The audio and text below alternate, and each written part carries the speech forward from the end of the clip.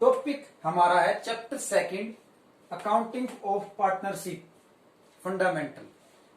यानी इसकी first part हम अपलोड कर चुके हैं। उसमें हमने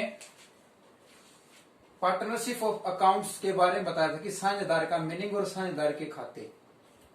इसमें हम एक बोर्ड एग्जाम में जो क्वेश्चन आता है एलएलपी 2 नंबर में, लास्ट वीडियो में हमने बताया था पार्टनरशिप का मीनिंग और पार्टनरशिप के राइट्स। उनमें से हो सकता है 1 नंबर में पूछा जा सकता है क्या कि पार्टनरशिप एक्ट कब आया था। हो सकता है ये पूछा जाए कि पार्टनर के राइट्स कौन कौन से, अधिकार कौन कौन से। इसमें क्या पूछा जा सकता है, ये जो वीडियो है इसमें से 8 नंबर का क्वेश्चन हर बार पूछा जाता है। ये मोस्ट इंपोर्टेंट टॉपिक है हमारा। एलएलपी से हमारा 2 नंबर का क्वेश्चन पूछा जाएगा। LLP, meaning of LLP. LLP का मीनिंग क्या है, लिमिट लायबिलिटी पार्टनरशिप। देखो इससे पहले मैंने एक बात बताई थी, साझेदार का मीनिंग। जब 2 या 2 से अधिक व्यक्ति मिलकर पार्टनरशिप एक्ट 1932 के तहत किसी पार्टनरशिप पे एग्रीमेंट लेते हैं, वो हमारा साझेदारी कहलाता है। उसमें मैंने एक बात और बताई थी, वो 2 पार्टनर की लायबिलिटी हमेशा अनलिमिटेड हो सकती है। वो कितनी भी लायबिलिटी बाहर से उठा सकते हैं, किसी भी व्यक्ति से, किसी भी बैंक से या किसी भी अननोन व्यक्ति से वो पैसे उठा सकते हैं। लेकिन इसमें क्या है, लिमिट। इसमें लिमिट आ गई, उसमें अनलिमिटेड थी कि अनलिमिटेड दायित्व।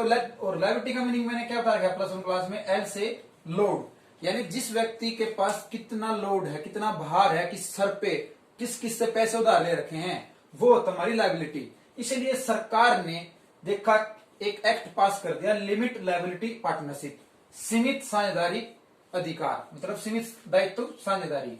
ये कब पास हुआ था, इसमें 1 नंबर का क्वेश्चन पूछा जा सकता है क्या, एक्ट कब बना, अधिनियम कब बना एलएलपी का, 2008 में। ये 2008 में बना है। क्वेश्चन आ सकता है एलएलपी एक्ट कब पास हुआ, 2008 को।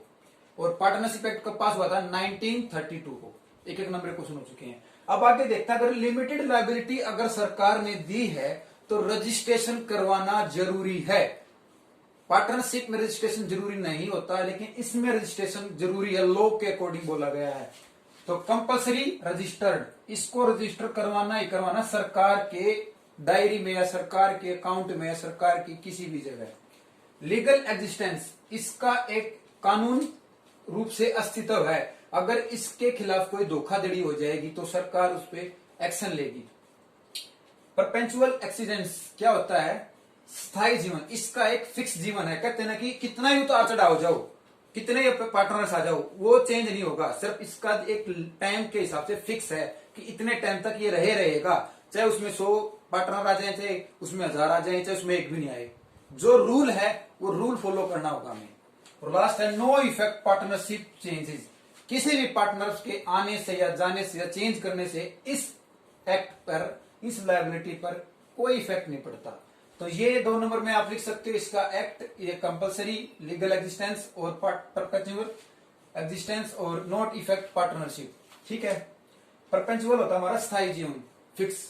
ठीक है, अब 2 नंबर का हो चुका है। अब हम देखते हैं डिफरेंट बिटवीन पार्टनरशिप और एलएलपी। ये भी क्वेश्चन पूछा जा सकता है हमसे 2 नंबर में या 4 नंबर में हो सकता है, पूछ जा सके। तो ये वीडियो मोस्ट इंपोर्टेंट होने वाली है इस टॉपिक को लेते हुए। तो पार्टनरशिप जैसे मैंने बताया था, सबसे पहला बेसिक क्या है, इसका एक्ट कब पास हुआ था, 1932 को। और ये कब हुआ, 2008 को या 2008 को। रजिस्टर किसको जरूरी है, ये स्वैच्छिक इच्छा से हो सकता है। पार्टनरशिप ने कहा 1932 में कि कोई व्यक्ति अपनी इच्छा के अनुसार रजिस्टर करवा भी सकता है और नहीं, लेकिन इसमें कंपलसरी है, अनिवार्य है। इसके बाद निर्माण यानी मैन्युफैक्चर किस तरह होगा, इसका एक एग्रीमेंट साइन करवाएंगे। मैंने लास्ट वीडियो में बताया था कि एक पेज सा है जिसपे दोनों पार्टनर साइन करेंगे और ठहराव रहेंगे कि आने वाले समय में हम दुख सुख के साझी होंगे।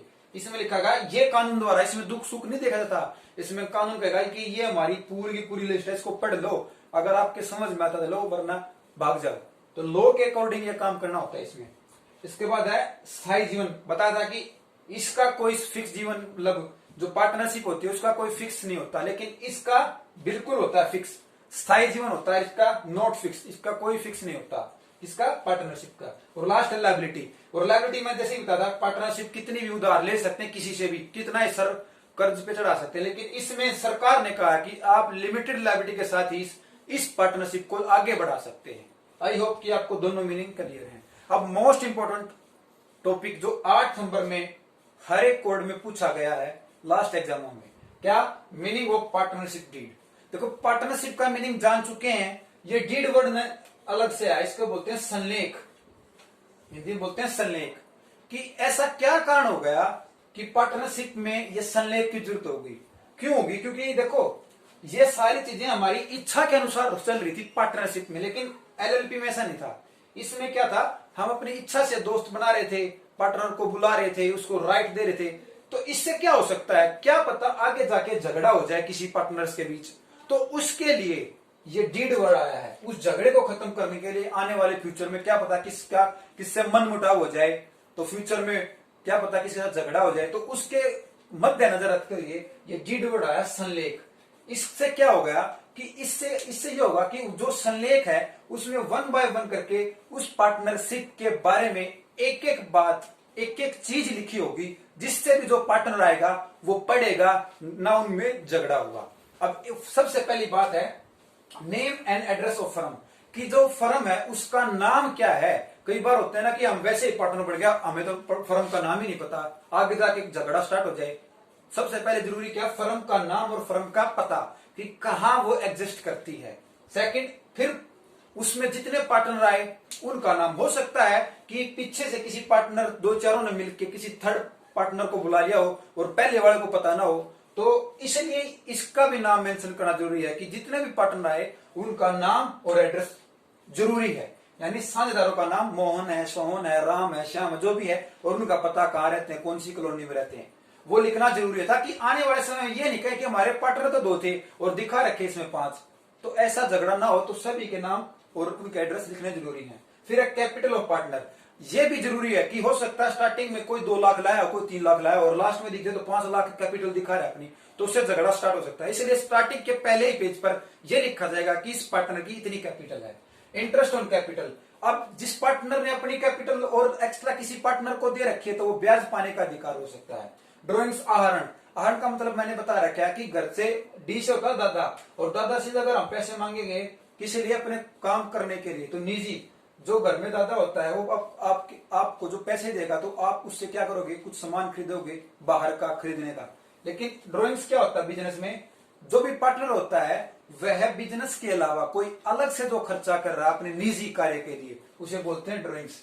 इंटरेस्ट ऑन कैपिटल हम पढ़ चुके हैं, इंटरेस्ट ऑन ड्रॉइंग। अब जो ड्रॉइंग मान लो कि किसी बाहर से किसी व्यक्ति से हमने पैसे ले लिए, तो उस पर ब्याज भी तो देना पड़ेगा उसको, अगर ब्याज पे लिए होंगे तो उससे बोलते हैं interest on drawing. Profit sharing ratio, ये 2:1 हो सकता है या 3:3 या 2:1, 3:1 हो सकते हैं कुछ भी। सैलरी, जितने भी पार्टनर्स हैं उनकी सैलरी मेंशन होगी। गुडविल, सभी को गुडविल का फायदा मिलेगा। गुडविल का मतलब क्या है, अगर बाय चांस कोई पार्टनर शामिल हो गया तो दिखा देंगे हमारी इतनी गुडविल है, आपका इतनी गुडविल में हमारा हिस्सा है। अब उसके बाद बैंक अकाउंट सभी का होना जरूरी है। उसके बाद ड्यूरेशन ऑफ पार्टनरशिप, कि कितने साल तक, वो कितने समय तक उनकी पार्टनरशिप चली, ये भी हो सकता है स्टार्टिंग के पेज पर कि हम तो भाई 5 साल तक अपनी इच्छा से इस पार्टनरशिप में रह सकते हैं। सेटलमेंट ऑफ डिस्प्यूट, विवादों का निपटारा भी लिख सकता है कि भाई आने वाली समय में क्या पता ऐसी स्थिति आ जाए जिससे हमारा झगड़ा हो, तो उस झगड़े को सुलझाने के लिए भी कुछ बातें लिखी जाएंगी, मेंशन की जाएंगी। और रिटायरमेंट रूल्स, हो सकता है कोई पार्टनर छोड़ के जाए या फिर रिटायर हो जाए, तो उसके लिए कुछ रूल हैं। देखो अब इनको लिखने का तरीका क्या है, 8 नंबर में क्या लिखना। सबसे पहला point, name and address of firm. इसमें किसी भी XYZ लिमिटेड कंपनी का नाम लिख दो या फर्म का नाम लिख दो, एड्रेस लिख दो, कलकत्ता, बॉम्बे, कुछ भी।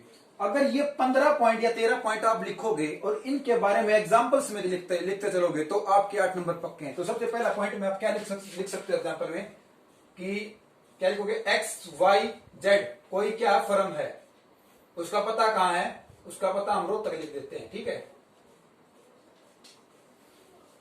ओके। इसके बाद नेम एड्रेस ऑन पार्टनर, इसमें हम क्या लिख सकते हैं, मोहन, सोहन या फिर राम लिख सकते हैं।